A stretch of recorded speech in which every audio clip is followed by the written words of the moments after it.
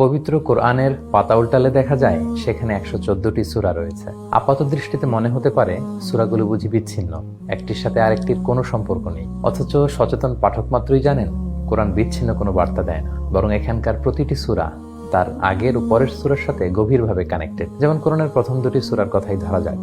সূরা ফাতিহা আমরা শেষ করি রবের কাছে সঠিক পথের দিশা চেয়ে, আর সূরা বাকারা শুরু হয়েছে এই বার্তা দিয়ে, কোরআন এমন এক কিতাব যাতে কোনো সন্দেহ নেই, যা মুত্তাকিদেরকে সঠিক পথের সন্ধান দেয়। সুবহানাল্লাহ।